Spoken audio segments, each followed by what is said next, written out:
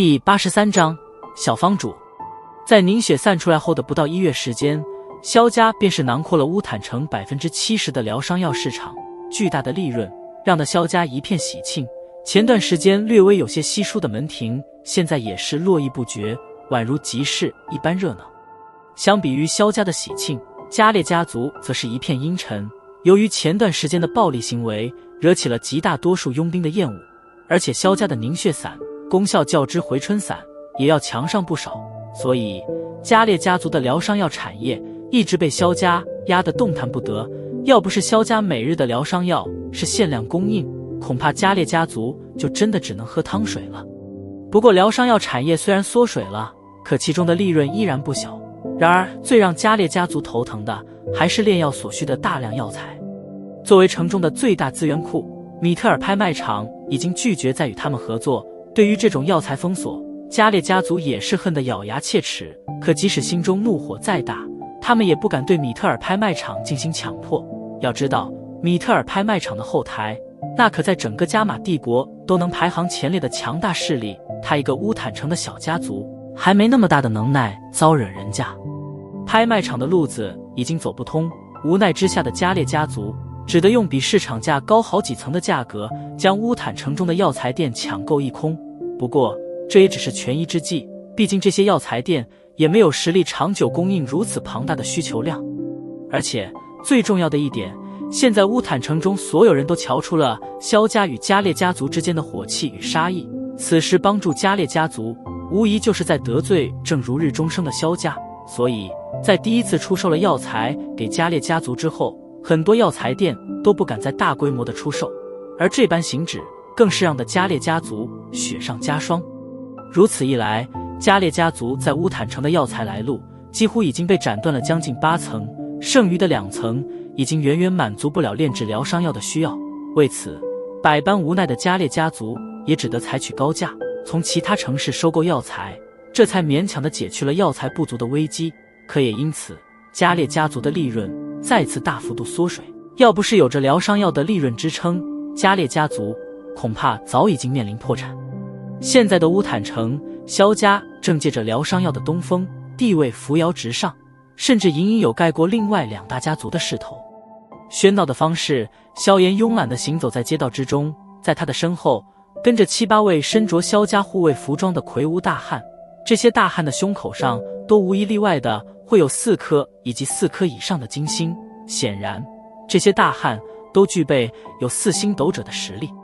大街之上人流颇为汹涌，很多浑身散发着血腥气味的凶悍佣兵在见到这双手抱着后脑的懒散少年之后，都是对其抱于和善的笑容，偶尔有些稍熟的更会大笑着取笑道：“小方主又来巡街啊。”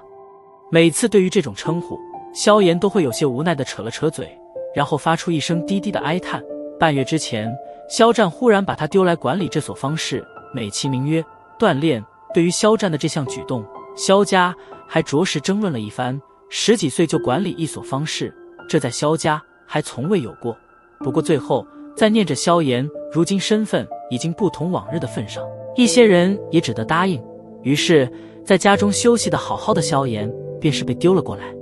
虽然方士很大，不过让的萧炎略微有些欣慰的还是管理方式并不是太过劳累。一些繁琐的街道划分以及黄金地段商户的价格讨论，这些事他都丢给了父亲专门派给他的老管家，每日偶尔带着一群大汉巡街，管理下方士中的安全问题，日子倒也过得安稳潇洒。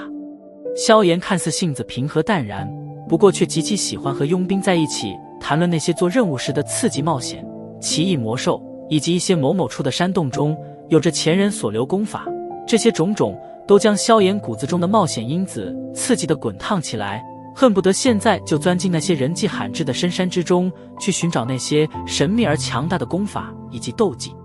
萧炎年龄偏小，而且一张清秀的脸庞本来就不容易让人起恶感，再加上这家伙每次谈的兴起就会从怀中掏出限量疗伤药送人，所以这让的那些性子豪爽的佣兵大汉对他颇有好感。久而久之下，萧炎的这所方士老顾客的回头率几乎是萧家几所方士中最高的一所。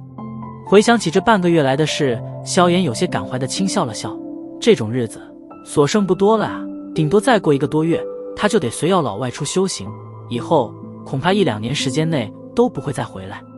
将心头的一抹惆怅甩了出去，萧炎抬起头，一道有些猥琐的瘦小影子忽然从人群中快速地穿了过来。微顿着脚步望着这位衣衫普通的瘦小男子，萧炎眉头一皱，淡淡的道：克鲁，不去干你的发财大业，跑我这做什么？面前的猥琐男子是方氏中有名的金手指，也就是小偷。对于这种生长在阴影下的职业，萧炎并没有异想天开的将他们完全革除。他心中清楚，凡是有正面就有背面，这种职业虽然让人挺看不起，不过他们的消息却是极为的灵通，乌坦城中不管何处发生的事，他们都能知晓一些。嘿嘿，小少爷。冲着萧炎谄媚的笑了笑，名叫克鲁的瘦小男子媚笑道：小的是过来给您通报一声，刚才我接到手下的话，说薰儿小姐几人在方氏外围处被一个不知底细的男子出言轻薄了，小的这才赶紧过来。哦，对了，加列家族的加列奥也在其中，看样子好像还和那穿着一身丧服的家伙认识，他们有不少人。眼眸微眯，萧炎淡然的脸色缓缓地变得森寒起来，微偏过头，轻声道：萧厉，叫人只要是活的全部给我叫过来。是。一名大汉躬声应道，然后飞快地转身对着方氏内部跑去。带路。转过头，萧炎对着克鲁扬了扬下巴，淡淡的道。望着脸色忽然阴冷的萧炎，克鲁赶忙点头，屁话都不敢再说，连忙前面带路。这王八羔子竟然敢跑到我们萧家的地方调戏我，萧家的人，我萧炎今天若是让你安然无恙地走出了方氏，那我就不当这房主了。舔了舔嘴唇，萧炎森然的轻声让得前面的克鲁身体一颤，速度再次加快。